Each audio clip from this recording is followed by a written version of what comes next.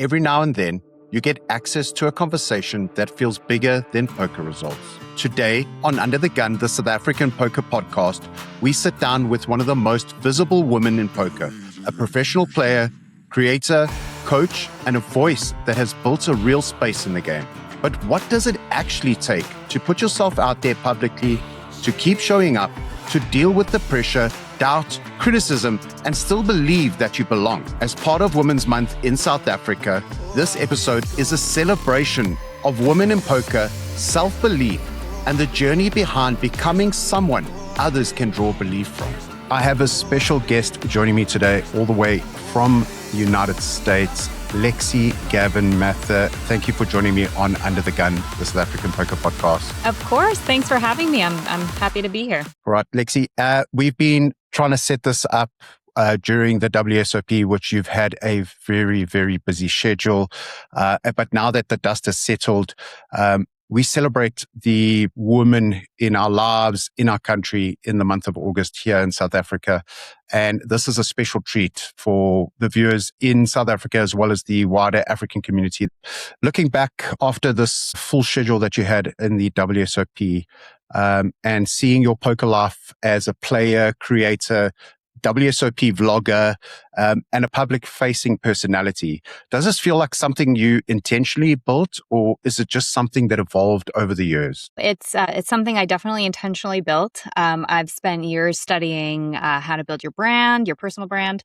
I've been playing poker professionally for almost 2 decades now, which is so crazy to say. It just means that I'm getting really old. But for the first, I'd say 15 years of my career, I was solely just a poker player. And really, it was the last 5 years that I really focused on building my brand, expanding my reach, starting the YouTube channel, getting sponsorships, things like that. So very, very intentional, lots of hard work. But also, as a woman in poker, I think that there's just a little bit more of a spotlight on us because there's much less of us.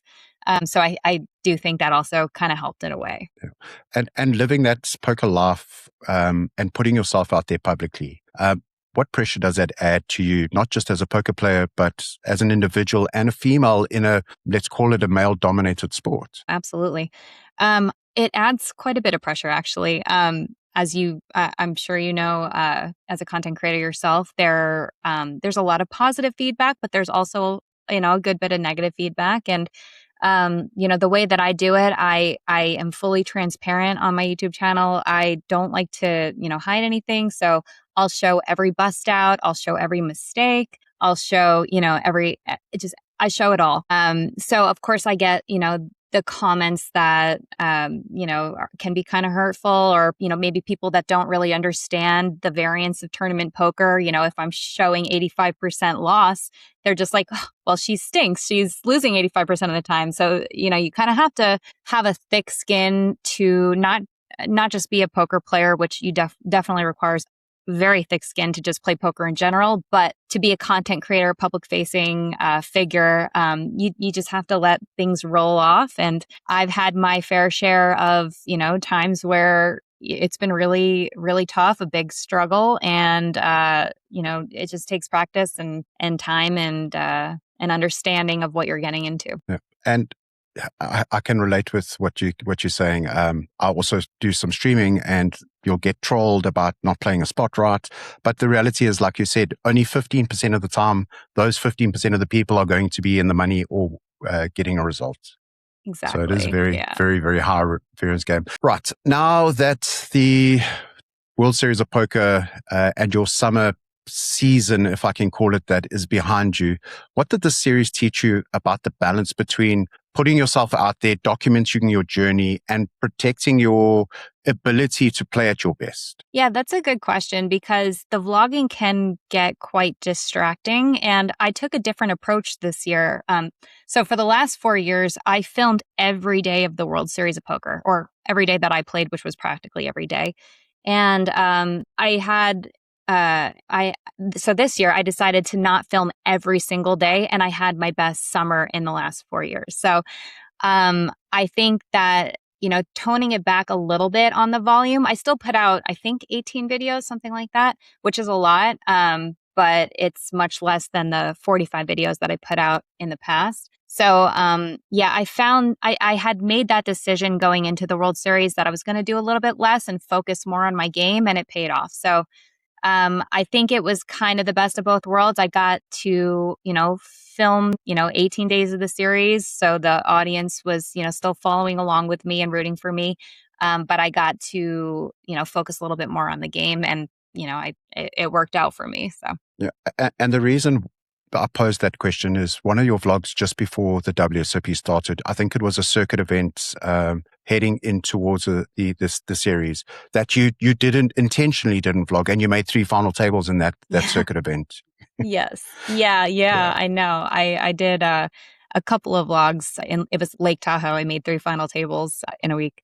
So yeah, that was kind of my first initial test. Like, okay, if I vlog a little less, let's see how I do. And it's tough for me because there's nothing that I love more than creating content and doing the daily vlogs. I think that's really what catapulted my subscriber base. Was filming the daily vlogs during the most watched time in poker. So it was a little bit of a struggle for me to make the decision that I wasn't going to do every day, but I'm happy that I did, and I don't think that I missed out on like my audience not being there for me, if you know what I mean. Yeah. And like, there's what I've found, obviously being still an early creator, is that burnout can hit you it just blindsides you out of nowhere. Yes. And linking this to poker being a mental sport, that you just start grasping at straws, like what's important, like how do I manage this cognitive load and this mental stress that I'm constantly under to perform and deliver. 100%. And, in fact, I actually took a few more days off this summer than I ever have. I think the previous summers, maybe I took a total of like 3-4 days off during the whole series. And this summer, I would say I probably took closer to like 10 days off, which I think really helped. Burnout is real. And then when you're adding the filming on top of it, it just, it's intense. The series is such a grind. And I find that, as I get a little bit older, it's getting a little bit tougher too. So I kept all that in mind and focused on, quality over quantity. And I think one of the big distinctions there, and not specifically just because you're a woman, and I can relate to this being a dad now as well, is trying to find that balance. Yes. And absolutely, it's that work, life, poker, family balance, and that's you're fortunate enough to have #MoreBob in your life, who also takes a spin on the tables himself. Yes. So I think your lifestyle does support that a lot more, and you've got that backing and that support. No, absolutely. Just having Bob there with me is it's just such a relief. He's my person. He's the person I go to vent about all my bad beats on every break, and the fact that I have this opportunity to travel with my husband and play, and he's a great character on the vlog. Everyone loves him. I'm convinced half my audience is there because of him. He's been a great support system, and he's also helpful technical wise. He films me, he films some B-roll for me, he does some bob cam. People love that. So yeah, he's been a big help for my channel as well. So, and while we're on the topic of the significant other as a poker player, let's put content aside now. How important it is, especially if there's the woman in the relationship that's the prominent poker player. Some might say my wife's a better poker player than I am, but she not really says, yeah, she's got her hands full with baby Rosie. How important is it just as a poker player to have a supporting partner? Oh, it's huge. Bob's not like a GTO player. I joke and I say he plays BTO, Bob Theory Optimal, but he is a private investigator, and the strongest part of his game is reading people. So I'll teach him like the GTO side, and he'll teach me, physical tells and reading people. So we complement each other really well. But just as far as like an emotional support, it's huge, and I like that he doesn't play professionally, even though some can consider him a semi-pro because he has, quite a big hen and mob. for a semi-pro. But it's good that we don't have that pressure of like, we both have to win in this tournament to be able to pay our bills. Like, it's not like that. So it's good. It's good all around. Yeah, having that, and it's not taking that person for granted and appreciating who they are in that point in time when you need them to be. Right. Right. Exactly. So I want to move on, and seeing that you're one of the most visible women in poker right now, your journey has probably shown that belief often has to come before the results. So before the recognition, before like people understand or buy into that journey and what you were intentionally building, okay? Where did that self-belief start with you, and how did it keep showing up through the stages where you were either doubting yourself or not necessarily just in content, but as a professional poker player? Yeah. Oh my gosh, I can relate to this question so well. Poker will humble you. Poker is I think the most humbling sport. You know, you will be on a run and you'll think that you're the greatest poker player in the world, and then you'll go on a 2-month downswing or longer, and then you just doubt yourself and you doubt your ability, and you just really question yourself whether or not you can continue doing this. And I've experienced those ups and downs a ton throughout my career. And when I started, I was a coach. I still coach a little bit now, but much less than I was. But I'm a coach for pokercoaching.com. And I remember when Jonathan Little asked me if I would become a coach for pokercoaching.com. This was 7-8 years ago.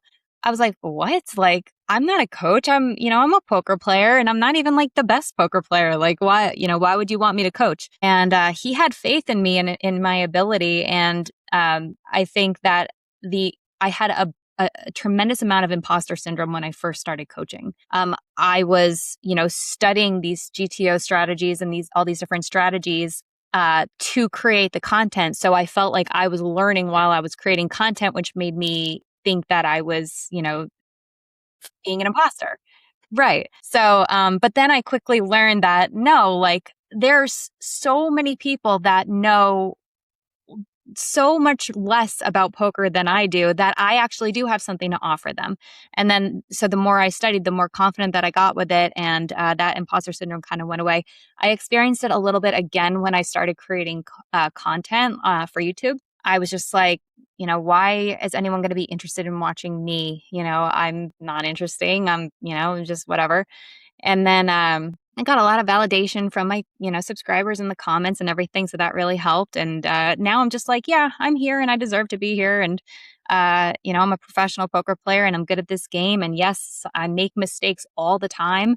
And yes, there's content creators that are better than me. There's coaches that are smarter than me. There's, but at the end of the day, it's, my audience might not necessarily be Phil Galfon's audience. And they might, my audience might value the way that I say something, differently or better than the way that Phil Galfon might, portray something. Like everyone has a style that they can learn from.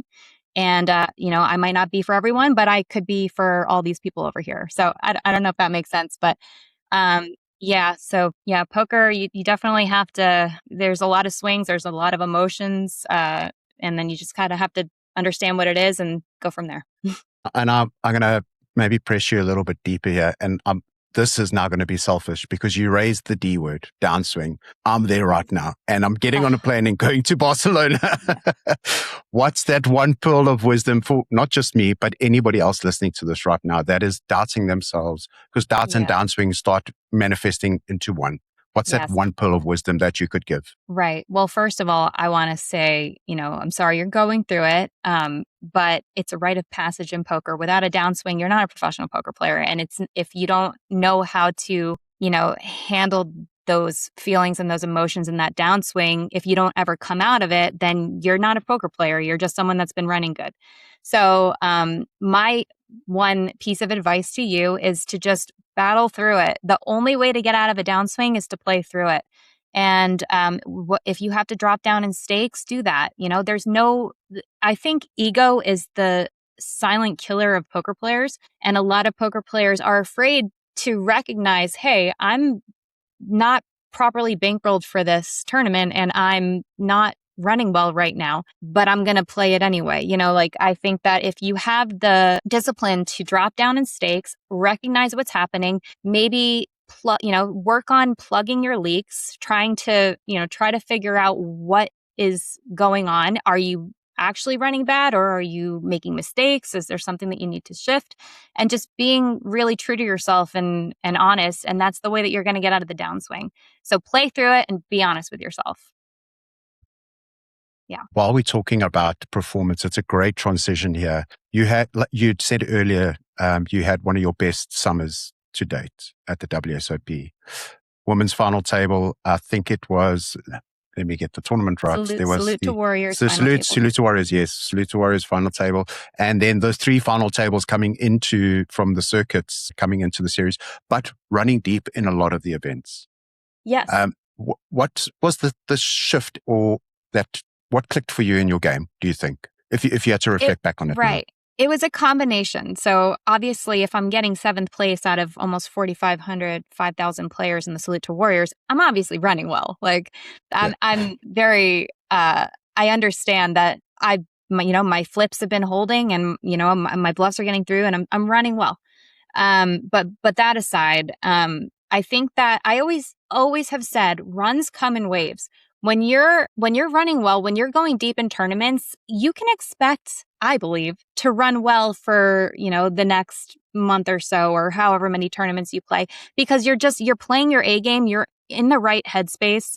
And I truly, truly believe that. So if you're running well, if you're playing well, you're going deep, play as much as you possibly can until, you kind of lose that fire. And, this is a great example. So I had the 3 final tables coming into the World Series, and then I had the 2 final tables, and then I got 23rd in the 1700 US Circuit Championship. And then I had a couple other runs. So I was on fire. And then my husband and I had a trip planned to Lake Tahoe for 4th of July weekend with our family. And we had decided that we were going to take this trip at the beginning of the summer before I had any of my runs. And I thought by then I would be ready. And then I had all of these, I had all this luck, and I was playing my A game, and I was doing really good. And I said to Bob, I was like, shoot, like, I don't know if I should go to Tahoe, because I don't want to get out of this run that I'm on. Mojo. Yep. My mojo. I kept saying mojo. And he's like, you're not going to lose your mojo. What are you saying? And so I was like, all right, let's just go. I took a week off, and then I came back, and the sun run was gone. I maybe had 2 or 3 caches after that, if that. I think I had 2. Yeah. So that's my point. Like, I think that runs come in waves. Ride the wave as long as you possibly can, and don't lose your mojo. Yeah, absolutely. So I know one of your clear goals, because I watched literally every single vlog, and I've watched since I've started playing poker, almost every single vlog. That's how I didn't even have to research. I was just called back from memory the vlogs that I've watched. Thank you so much. I know your goal was to win a bracelet. Yes. Now, talking about the results and how you get a poker player that is, if they haven't won, that wasn't good enough for them. But realistically, as human beings, your results were good enough for you, but you didn't achieve that one goal. How does that sit with you? Well, I mean, I hate to say it, but I expected not to achieve that goal. It's very, very hard to win a bracelet. Most people will never win a bracelet. But, I decided to make this grandiose, goal. And if I hit it, I hit it. And I can't even believe how close I came multiple times. So was I disappointed I didn't win the bracelet? Yeah. But was I expecting to? No. So I wasn't like super disappointed. But coming so, getting 7th and 8th, you're so close, you can taste it. And then, yeah. And what is that feeling like for you going, well, I've actually set this potentially unattainable goal, and I'm right here? Yeah, I know. It was incredible. There's no better feeling than going deep in a tournament, and specifically going deep in a World Series of Poker event. And, WSOP did such an amazing job this year with the coverage, especially for the ladies championship. They had us on the feature table. They had it live streamed and everything. So all of that, I had people from the channel on my rail. It was just, I had so many people rooting for me, and it was such an incredible experience that it just makes me so happy to think about. And would I have loved to win the bracelet? Of course, but just seeing the support from everyone was just an amazing feeling. And while we're on goals, becoming a WSOP or part of the Vlogger Program gave you the opportunity to go to Paradise. Yes. And there, the goal was 100,000 with the parlays, etc., etc. We're going to give it to you. That one, we're giving you the tick. We're giving it to you. You know what? I won $95,000. My goal was a 6-figure score. Yeah. Again, so close, But let's be real about this. $95,000 through the program, complete free roll. Well, it's a hard work. It's not a free roll. When you look at the work to become a vlogger. Right. I mean, technically it was a complete free roll, but yes, I put in a lot of work and a lot of effort. 4 years worth of work to get that free roll. Yeah, I know. Yeah, I know. Yeah. I was like, so we can give you that score. Yeah, thank you. I appreciate that. Yeah, and just to clarify, I won 70,000, but qualified for the 25. I know you know that because you watched the video. Yeah, but just for the audience, I won the $70,000 in the Bahamas. 26K main event.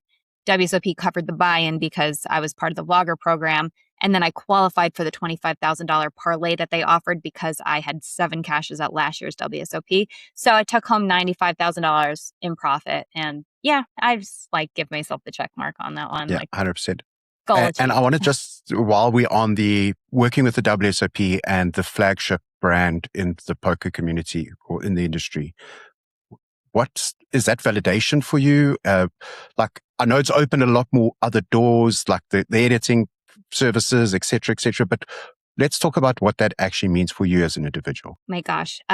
Well, for me personally and emotionally, it is the highest level of validation. I mean, I wanted to work with the WSOP or to represent the World Series of Poker so badly that I did all of this. I basically branded myself to the World Series of Poker before I ever had a deal, and doing the daily vlogs of the WSOP and filming all the WSOP events for the last 4 years. It gained the attention of the World Series of Poker, and they're like, oh, hey, I see you.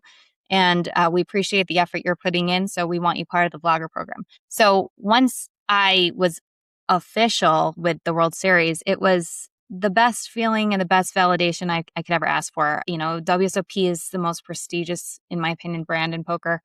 And to be under their wing or to represent them is a massive achievement for me. And then as far as opening other kinds of doors, I get editing, the WSOP edits all the WSOP videos. So that, and those videos perform a lot better than my previous videos. So that has opened up other opportunities for me as well, and has, expanded my reach. And I really appreciate the opportunity they've given me and the creators. I mean, the creator program is solely for the content creators. It's a way for them to give back to the community. So it's much appreciated. And hopefully one day we see this guy from the bottom of Africa joining the ranks one day. Hey, I think the bare minimum requirement for the WSOP as far as subscribers is 5,000. You're almost there. Keep it up. Yeah, keep it up. Keep it. I appreciate that, Lex. Of course. I want to bring it back home to my people, to my community, and to the women, because if I look at my subscribers and the analytics, it's very male dominant. But I'm fortunate enough I have relationships with, and our poker community is very small. So I really do invite you and Bob, to come down to South Africa or to one of our African stops. I work closely with all the operators here, and just come enjoy our beautiful country and come vlog the experience. I'm sure we can hook you up. Best deals in town. I would love that. Absolutely. We're just talking about going to South Africa. I would love to do that. What's the local casino for you? We've got 2 main operators that run in South Africa, Shuffle Up and Sunbet. I work with both of them. And then we have a host of African operators that are creating a unified poker tour. I've recently did a podcast with the latest one that's coming into play now, African Poker Championships. You guys can check that out on my channel. For sure. But bring it back here. And this being, we've celebrated you. We've talked about your journey and your success and your triumph as a woman in a male dominated sport and the rose amongst the thorns. Thank you. If we can put it that way around the table. But for the women that are listening to not only in South Africa or Africa or anywhere in the world, actually, and what's that message that you'd like for them to hear where they might not feel, or they feel ashamed or embarrassed, or this is not for me, but they really have that passion. And South Africa has a word that sums it up: "Yes." It means that gusto or like that drive or that oomph just to keep going at it. What advice would you give them? Please just, I know it can be an intimidating atmosphere, but please just go out there. And, the ladies events are a great way for you to, kind of dip your toes in. They're a very supportive atmosphere. If you aren't like super knowledgeable about the rules or the etiquette or anything, the women are going to help you. So I would say if you're just starting to consider playing poker, start with a ladies event. They're, like I said, they're very welcoming. Join communities, online forums. There's Poker League of Nations, there's Women's Poker Association. There's a whole bunch of different women's organizations online that you can join. Yeah, don't be afraid. Poker is an even playing field. You don't need to have muscles. You don't need to be fast. You don't need to be strong. You just need to have a brain, and that's all. And a passion for it. So don't be intimidated. Just step out and try it. And just remember, at the end of the day, we all get the same 2 cards. I get the same 2 cards as Dan Negreanu and Phil Ivey. It's not like they get better cards than we do. So don't be afraid. And also, if you are going to play, aggression wins in poker. Don't be, passive. Don't be scared. Don't be afraid to put out, a bet, put pressure on your opponents. And you're going to enjoy it. For any woman out there, if they want somebody to follow, I strongly recommend go follow Lexy's channel. Lexy, I also know you've got the Discord group and your newsletter, etc. If you want to share that details with us, and I'll also put them in the show notes. Thank you. I appreciate it. The Discord channel's not really a thing right now. I got a little behind on that, but I do send out a weekly newsletter.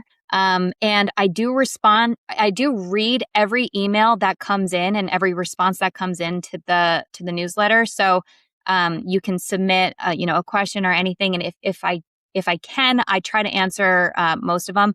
But regardless, I do read them all. So please join the newsletter. You can sign up at LexyGavin-Mather.com. Just scroll all the way to the bottom, and then you can sign up there. So, and the links will be in the show notes below in the description. But Lexy, before I let you go, I know we're running out of time here, but 2 very important things. Sure. Looking at, you've said the last 20 years playing poker, the last 4+ years putting yourself out there. If you had to go back and speak to the younger Lexy, what are the 3 things, the pearls of wisdom that you'd give her now? I love that. I love that question.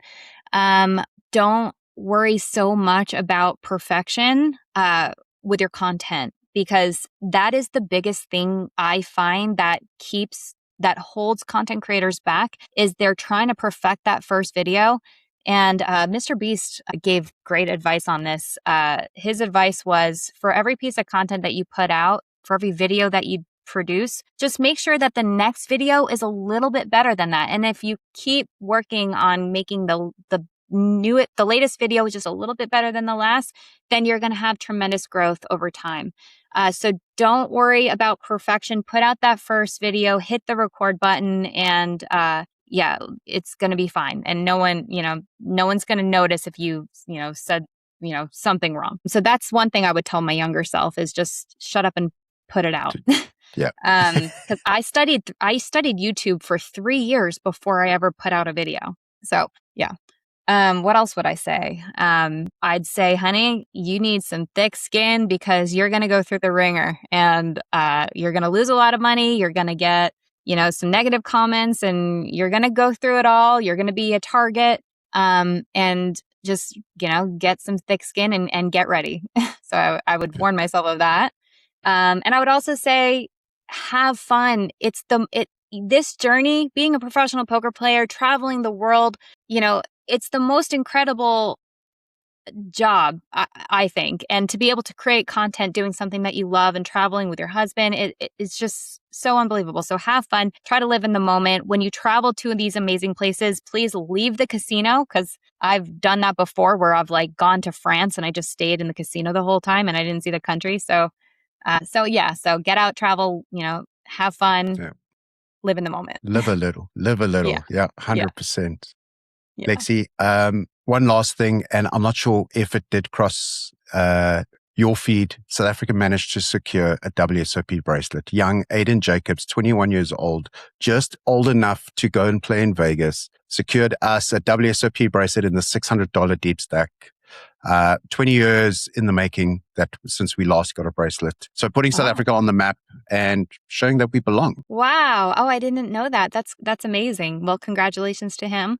That's incredible. Yeah. When he does come back from his travels, seeing that he's got so much, he's now a traveling poker pro. We're going to get him on the show. So I will definitely convey those congrats. It's the closest I'm going to get to a WSOP bracelet, sitting next to me in the studio on the table. You don't know that. Hey, you don't know that. Don't. Anything can happen, Lexy, It's been an absolute pleasure for you taking some of your time out in your busy schedule. I know you are busy working towards the next WSOP circuit, if I'm not mistaken.